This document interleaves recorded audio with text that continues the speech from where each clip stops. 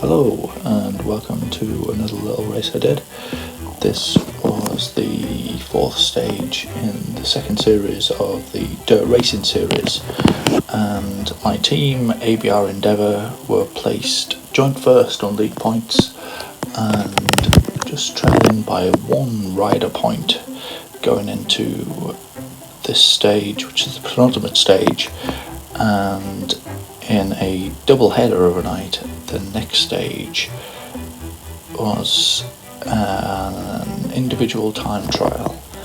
So this one is the UCI Richmond course where Sagan famously won the World Championships with a solo breakaway, I think from the bottom of 23rd Street.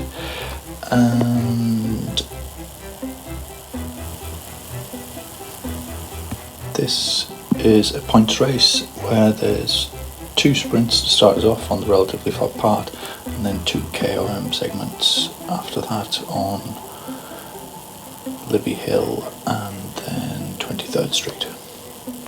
The segment points are concentrated most on the fastest through the segment, so that's Monument Avenue, the first sprint, and Libby Hill, the first KOM, and the points go down to 10th place. And 20th place, 20 points would effectively equate to up to 20 places over the finish line if you're not in the top 10 where there's bonus points, and in the top 3 where there's more bonus points, and obviously first where there's even more bonus points. But let's get into the race, shall we? I was a bit chaotic in my prep. I'd been dealing with some family stuff in the house and gotten late, and I'd been messing around in my garage early in the week and not turned off my fans, which usually come on when I turn on my plugs, but didn't. So yeah, and I'd also had a dropout before the race began, which was a bit unusual for me. Well, completely unusual. I've maybe had 4 dropouts the entire time I've been Zwifting in the last 18 months. But we're off and we're racing. And here we go. So just hoping for no more repeats of the dreaded dropouts.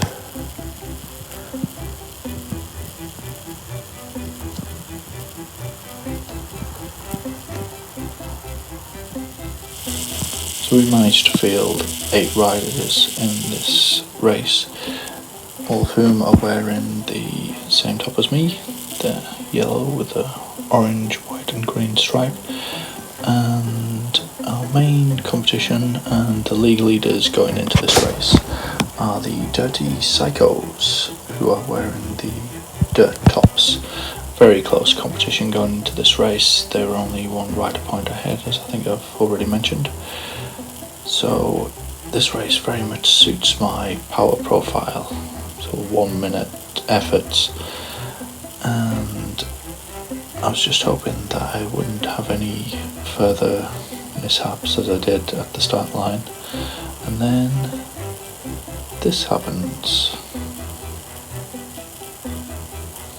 Yay, all the riders disappear and I'm freaked out. I panic, put out loads of watts, really going for it. Oh, and they're back. So that was not what I wanted at the start of the race, and I'm kind of still a bit discombobulated here, not knowing what to do. Am I alone? I'm out in the front, there's a blob behind me. Is this everyone showing? Am I out the back? What's going on? I'm not at all used to these dropouts, so I didn't really know how to do it. I think I've just panicked a few riders into, for some reason, following me, even though we're 6 kilometers away from the first FAL section. But maybe I should take that as a compliment. But yeah, that was really disconcerting, and so was this. A second dropout. Again, put on the power, not quite as panicky this time, but managed to come out right back in the group. But I'm completely in bits, and there's a rider off the front somehow as well. Maybe he said the same thing. So Zwift does this thing if you lose internet connectivity, where it keeps you in the race, but it measures your watts, but you don't get the draft effects. You're removed from view from the other riders. Obviously, at the server end, they can't tell what's going on, and your watts are continued to be recorded, and then you're put back in the race at wherever you had made your way to, which is probably the best solution that they could have for such a thing. So it's pretty good, but obviously they can't simulate what draft you would have had in the intermediate period, and in a large group like this the draft effect is everything. If I was just putting out 200 watts at this stage on my own, then I'd be probably going at maybe 31 kilometers per hour, but in a big group I'm going at 37 because of the draft effect of the other riders. So the first sprint comes, I think it's about 4 kilometers, and I'm really panicking now, thinking that my whole race strategy is kaput. So we had divided this team of 8 riders into 4, so 4 of whom were really competing for this stage, and 4 of whom were concentrating on the next stage, the individual time trial. So if I don't finish, and probably finish well, then we've got no chance of overcoming our opposition. So I think the sprint's at the end of this, and that little flicker there just freaked me out as well. You know, something is going on with my internet connection, and it's not good. So you can see the sprint banner here. So I'm just hoping for no further mishaps as we approach the sprint. So ideally want to start sprinting a short while after the 180-degree turnaround. So I want to, because it's a fastest through the segment sprint, I want to be at the back, but in touch with the front, so I don't be off the back. And then as the other sprinters start to move, then I go. So there's someone off the front, possibly a fake move, or possibly they've misunderstood it as FAL. So the speed's sort of increasing. I'm getting ready to sprint. Michael from my team goes quite early, that kickstarts me, but I really hit the power, get up to 1200, and then I unclip, my power goes as I'm down to one leg right in the middle of my sprint. I felt I really hit that well to start with, but I unclipped at the worst time and score, sorry about that, score 0 points for that segment, which I would normally expect to at least come in the top 5, possibly top 3, but getting up to 1200 watts. I was in the right gear, I was really feeling strong, and then unclipped, which was a disaster. Michael did pretty well. I can't see where he comes out. He comes 3rd, and yeah, that's pretty much a disastrous result for the team by me. I'd oiled my chain rather sloppily before the race, and I think I probably let some oil spill onto my pedal or similar, I think I've probably unclipped twice in the entire time I've been Zwifting, so this race is turning into a bit of a disaster, and we're only 5k into it.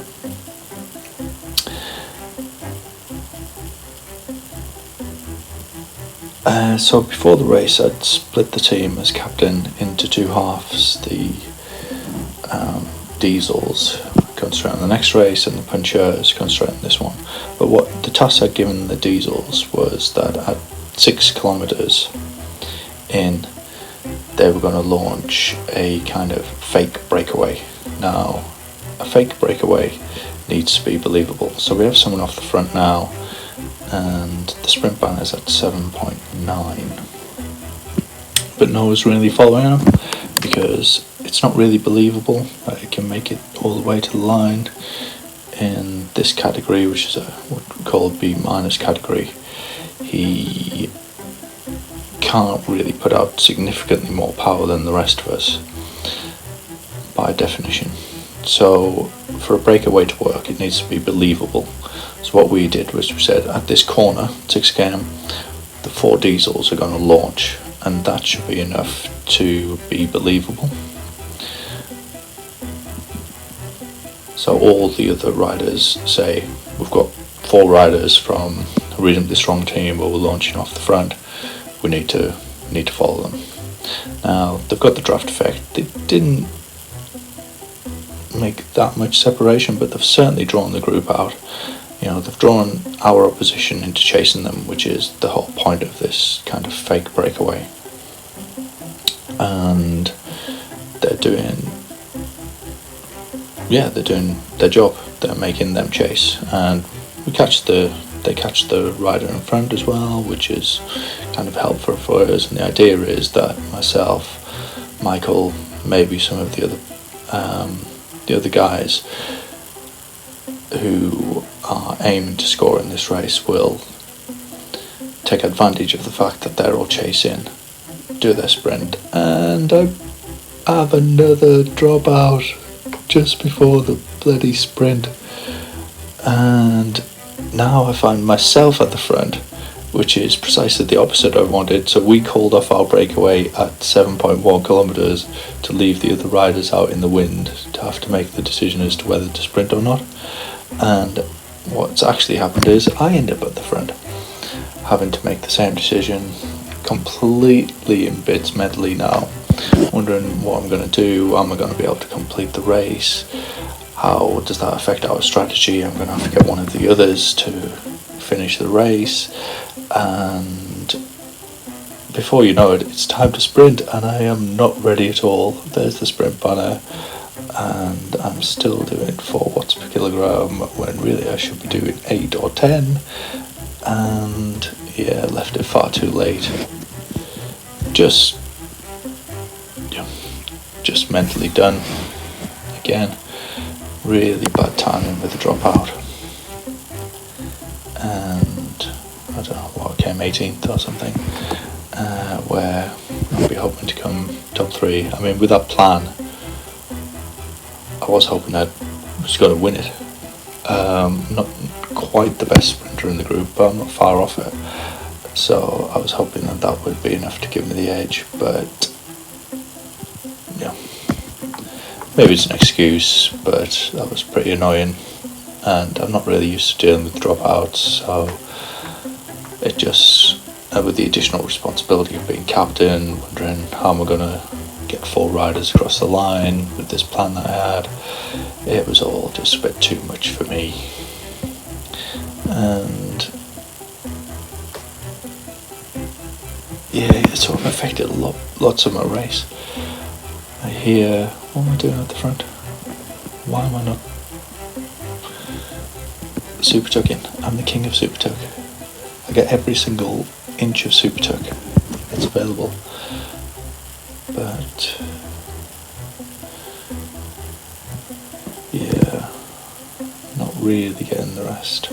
So come out of the super tuck early. That's not the section that you need to come out of the super tuck at. I'm doing 64 kilometers per hour. This is the section that you need to come out of the super tuck at. I Previously I just rolled through this anyway, but yeah, back into the Super Turf. For some reason, start pedaling again. I have no idea why I'm pedaling here, but I am, nevertheless. And then there's a longish flat section here, and another bloody dropout. And because of the speed that we were going down the hill, I really feel the need to put the power in. So again, more wasted power, but the main thing is it's just so disconcerting that you just don't know when it's going to happen. So now I'm on the group Discord telling people who have actually stopped pedaling, in effect, to rejoin the race, because if I have another significant dropout at a crucial time, or I just can't finish the race because my internet connection goes down to Zwift servers, then they will need to finish the race. Those finish points for 60th place even, you still get 40 points, which is massive. So you can't just have 3 riders finishing the race. So I'm trying to deal with all that and trying to get some rest. And normally I'm pretty good at this, so at this stage I should really be doing about 140 watts. I think probably get away with that a little bit more on these little bumps, but yeah, I'm panicking and I'm not really getting the rest I need in a sustained manner. Keep drifting towards the front. It's not too bad, I suppose, but yeah, the mental bit was the main thing, really. And I don't think I have any more dropouts. And I don't think I unclip again. And the rest of the race is so intense once I get to Libby Hill that I do sort of forget about it all and can concentrate on racing. But at this stage, I'm not really concentrating on racing. I'm concentrating on strategy and talking to my teammates to make sure we're okay. Looks like we actually have 5 in this group, maybe. I thought we had 4. Let's see if it is. No, maybe just 4. So Libby Hill is a very decent section for me. My main strength is 1 minute power, and my PB going into this I think was 1 minute 26, and the first part of it is pretty steep actually. You get a few seconds of relatively flat, but yeah, soon after that it does ramp up. But there are small sections of flat in there, so I want to be moving back here, which I reasonably successfully am. But there's others behind me who I could be drafting, I probably should be. But we're just gonna go. So the segment starts around where the road splits, is what I told myself, but it's quite a prolonged split, isn't it? So I didn't actually know where the segment had started, so I think that explains why I didn't drop back as far as I was, at least stay back as far as I could or should. So around this corner, and there's the big flashing marker. I should have seen that. I think that maybe panicked me to start in. Go not too bad really. I was quite far back to start with and moved up not quite to the front, which is probably about ideal, and maybe put out a bit too much at the start. So you want to be putting out most power when the gradient's at its greatest, and doing that a bit, but probably could have backed off a little bit there maybe. Now I know that there's a really steep section at this corner, so I want to be putting out big numbers, not too bad. Yeah, hit the 600, but maybe a bit late. Okay, did it for the 10%. Should really be easing off here, save a little bit of power, then back on it for this 180. That's a really steep bit, and then I know that there's another bit that goes up to 20 on this corner, so I really should be hitting extremely hard there. Maybe if I'd managed that better, I could have gone in front of this guy. But I get 3rd place on the segment. I think that's a PB by 8 seconds. Now here I am absolutely fried, just looking for another wheel to join. So this guy comes past me, should probably jump on his wheel. If there's someone behind me, maybe they'll help out. This guy is in another dirt team who are very competitive against the Psychos. This Smashy Smashy, I think they're called. So I'm hoping that he'll drag me up to that rider in the front. Oh no, there's another dirt rider behind me. So being in a group definitely helps on the descent, so I'm hoping that the 3 of us will catch him. And you really need to carry your speed through here. And here's my teammate John. Really need to carry your speed through here. So the next segment, first across the line segment, so I'm going to hit this segment hard. And I do, and I'm probably managing power about as well as I can, given that I'm aiming to get some points on this segment. Another strategy is to try and just manage it at a reasonable pace and then save oneself for the final climb. But at least once I realise here that the next guy is 2 seconds behind me, there's no point in putting out much else. I wasn't going to catch that guy in front. He's way off, so yeah, no point in trying to hold off guys who are 2 seconds behind. But the Psychos are looking like they're going to team up. But so am I. Here comes John again, my hero, and he's going to drag me back, hopefully. So some lovely restful super tuck here, and with a teammate, which is all the better. And for some reason we're just catching them up, which is great, without doing anything really other than super tucking pretty well. I'm desperate for John to help me get to them. Thank you, John.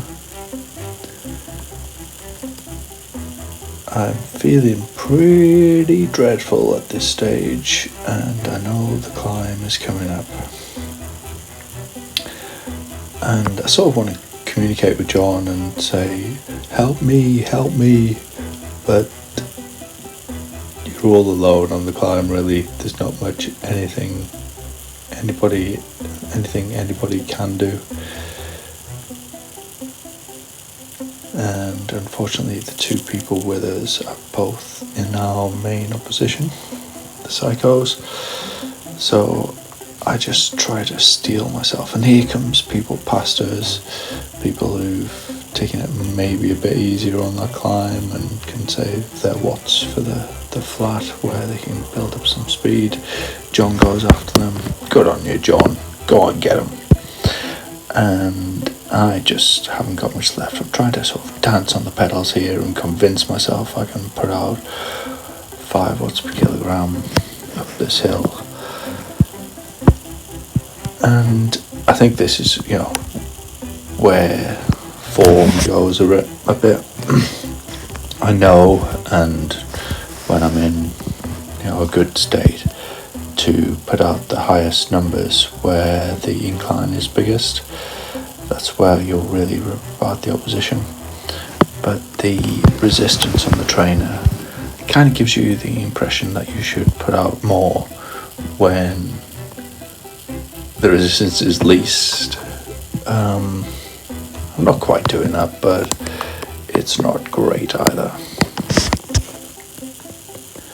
it's looking close between us and the Psychos at this time. So yeah, it really feels like everything kind of rests on this climb. So I need to gain as many positions as possible and keep off the Psychos if at all possible. So we're up to another 8% section here. Those 5 watts per kilogram are long since packed up and gone home. And here comes a Psycho going past me.